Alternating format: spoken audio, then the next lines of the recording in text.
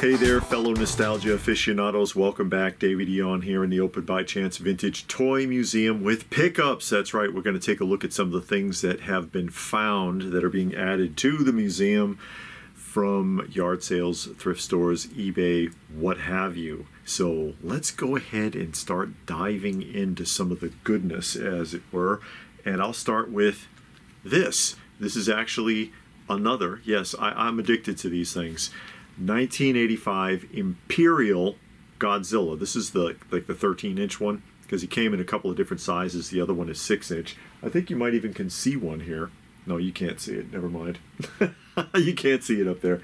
I have a handful of the smaller ones, and then this makes the second of the 13-inch ones that I've picked up. Very, very heavy, sturdy plastic item made by Imperial in 1985. This one was packed very weirdly. It came in a massive, like, 2-foot by 2-foot box, packed with egg crates, like egg cartons, empty egg cartons, and empty drink trays from a restaurant. Seriously. I don't even know what to say. And he's really dirty. He really needs a bath very badly, which should not be a problem because he is a very solid plastic item. He's heavy, and I'm happy to add him. Big Godzilla fan, going all the way back. I'll get him cleaned up and add him to the collection. And this came again from Macari. Very inexpensive. I think it was like 15 bucks. So that's a really good find. Next up, and this is from Savers. You know how you see all these videos where people find action figures in a bag at like Savers or at Goodwill or somewhere, and you're like, nah, that never happens. Well, it kind of happened to me this week, only it's one action figure. But what an action figure. That's right, it is the Hong Kong Boba Fett. The paint on him is still really good too. This was in a package with basically a bunch of junk. Let me do that. There we go. Basically a bunch of junk. It was $3.49 minus 20% because I had a coupon. And I was like, yeah, I will grab Boba Fett for a couple of bucks, and then the rest of it is just, little doodads and bric-a-brac that I don't care about, but I certainly wanted this. And I even have a gun for him. An original one. Believe it or not, his joints are really tight too. His joints are still really nice and tight. Like, this was hardly used at all. Really, I think that's a great find. What do you think? Also from, let me see. No, we'll go here. Big fan of this toy line. It is the Fisher-Price Adventure People, and this was an eBay pickup. Nothing on the card back, and usually the smaller figures didn't, and the larger figures might have something on the back advertising other figures. Blister is in great shape on this, just a generic figure, and often Fisher-Price would package these this way, but I'm a big fan of the Fisher-Price Adventure People. I love these, and anytime I can find really decently packaged versions of any of these figures or vehicles or play sets, because I try to find mint in the package, I'll pick it up. And this was a really good price without getting into all of that, because I don't often talk about prices. If it's like a thrift store or something, I might mention the price like I just did, but I think that's a great find because I love these. Fisher-Price, it's an amazing toy line because there was no franchise attached to it. Think about that. As popular as these were, there was no franchise, no TV show, no cartoon, no movie, no comic book, nothing. Just imagination. Can you picture that in the modern age? Can you picture that? Now, this I showed on one of the recent live streams, and there's actually two of these now. But this one, look at that.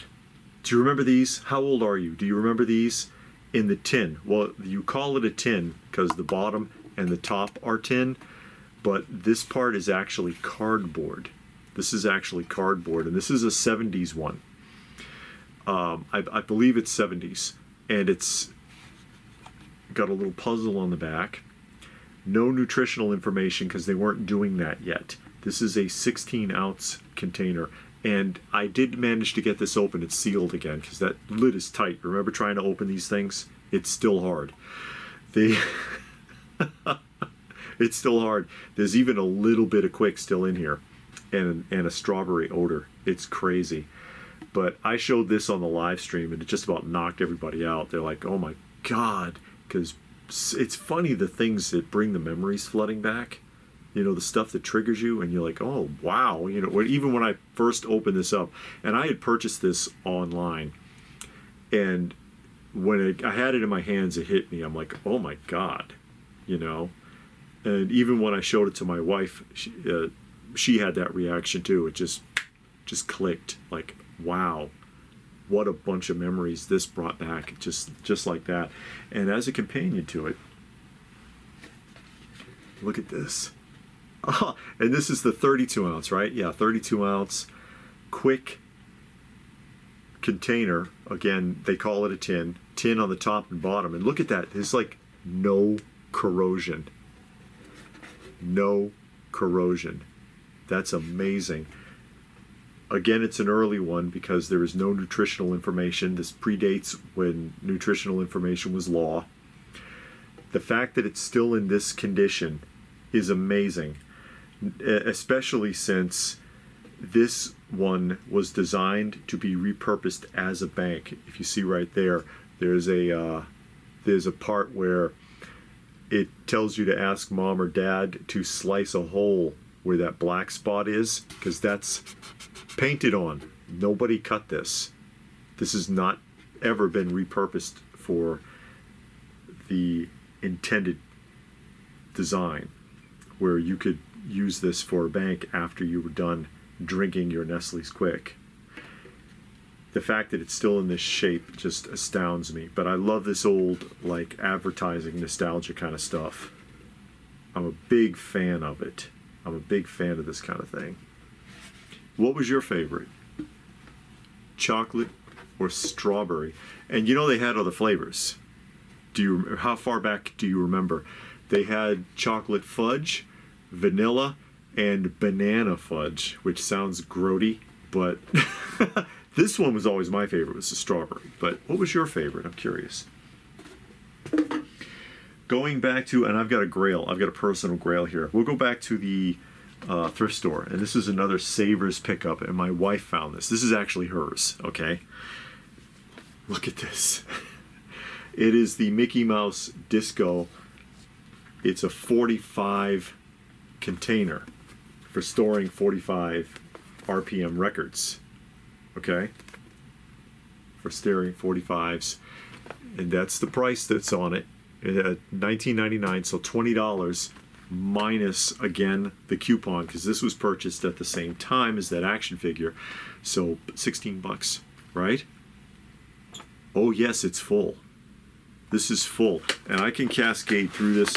I'll try to go through this really quickly to show you. I mean, the box is in great shape anyway, so the box alone is worth way more than the $16 that she paid. But, you know, I'll just breeze through these, and if you want to freeze on anything, because, you know, it'll take all day if I sit there and read these. I think I had this one when I was a kid, that Old Woman in a Shoe. I'm pretty sure I did. And the records are in these, and the records are in great shape too. These are intact book and record sets, and I'm just like, wow, that's a really cool one. The Flintstones, oh boy. And this one, Cookie Tree. And Anybody Can Play with Bert there. I love that. I love that. Brings back a lot of memories. But that was an outstanding buy on her part for what amounted to $16. And these are Barbie and the Rockers vinyl records that, boy, Mattel, you guys are cheap. I'll tell you what. These are the ones that were in the packages with the dolls in the 80s. And there's a couple here that do not have a I do not have a slipcover. They don't have the binder or the book, but the rest of these are all intact. And wow, what a pickup. What a pickup. They slept on this one. That's a book in cassette tape. The cassette tape's not there. They were sleeping on this one. They probably didn't want to be bothered to price these all individually. See what I'm saying? Because otherwise, here's a cool one. Look at that.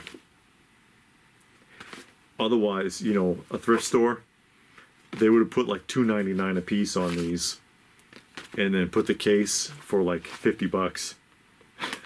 Another book in cassette. Cassette's not there, unfortunately. But the rest of these, again, are all intact. This is incredible. I think the last couple here are book and cassettes. Okay. Just to run those through so that you could see all what was in there. And I still got a couple more things, including my grail. Also picked up at that time for $1.49 minus 20% was the Police Synchronicity. Of course, we have a very large vinyl record collection. A lot of classic 80s and 70s albums. And I thought that was a good pickup. The vinyl is really good on that too. I did also get, if you saw my short with the really scary packaging job, the very last short that I did on this channel, where it was like a cardboard form for like plants that had a piece of foam on top and it was shrink wrapped and labeled. This is what was in it. It's intact. It arrived in one piece. But yeah, this is a Mr. Peanut child-size cup in mustard yellow. And I have a set of these in different colors. And I did not have mustard yellow. So now I have 6 of these all together. Each one a different color. Mr. Peanut, a very forgotten, I guess, advertising icon. He's kind of slipped away. He's been around forever. And before I get to my grail, one more here. I think LPH has not seen this yet, and I think she'll get a kick out of it. These are Quik glasses. See the little Quik bunny on there? So try to make sure it doesn't, I try to make sure it can focus. See? And there were 3 of them in a lot for like one really low price. They're dirty though. I mean, come on guys, watch this stuff. It's the same thing like with the Godzilla. This thing's got like a ½ inch of dust on them. Wipe it down. Just a personal tip. Wipe it down, huh?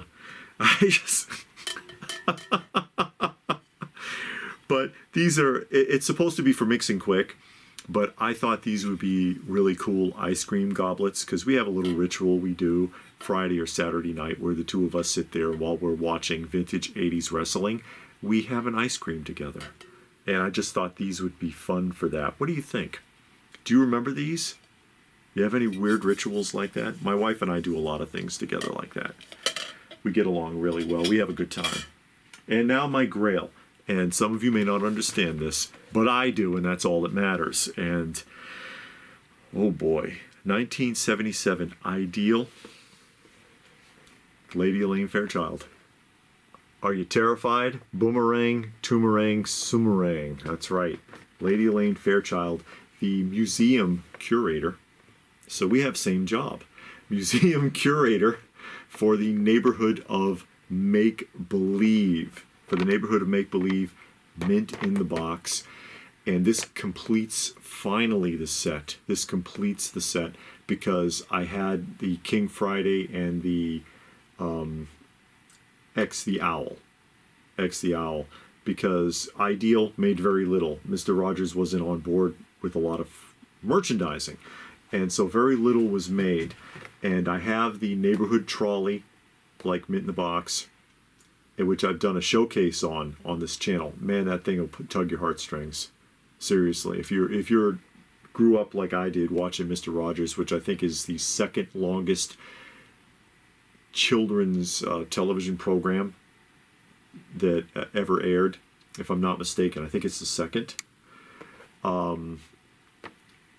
There's a lot of nostalgia with Mr. Rogers. And that trolley, I did it for a lot of people. And I've brought it out on live streams and stuff, and it still works, you know, and they're like, oh my God, even just because it plays music, and they're like, man, I feel like I'm going to tear up.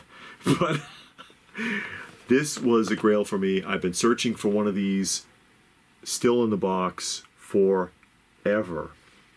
Forever. And there's the other two puppets pictured on the back. There's X the Owl and King Friday the 13th. There's a second series of puppets that was done by a different company.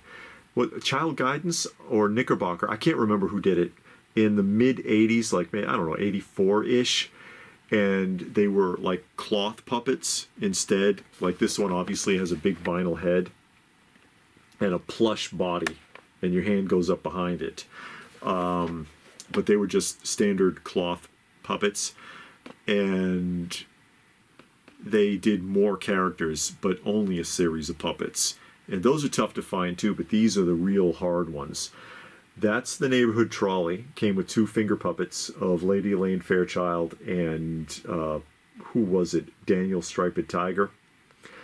And then the neighborhood play set there, which never actually got produced.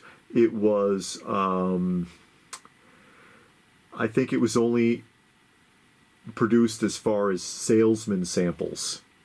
And so you see the finger puppets turn up from time to time, but people ask me all the time. I've never seen, nor have I heard of anybody who has a complete set at all. So something went wrong with that one. I'm not 100% sure on. But this is a grail for me because it completes that set now. And those are my recent pickups. What do you think? Anything there grab your attention? Were you just like, oh my gosh, that's really cool? Or that you have, or you had, or you remember? Did you have any luck at thrift stores, yard sales, anything like that? Any unusual pickups? Like, I don't know, it's only one figure, but to me, I think that's pretty cool for the price. Let me know what your thoughts are in the comments section down below. Please do give the video a thumbs up. Give it a hype if you don't mind. Share it if you can. Subscribe if you're new. Join the family, as it were. And if that is it, then what more can I say but thanks for watching. And we will see you again soon.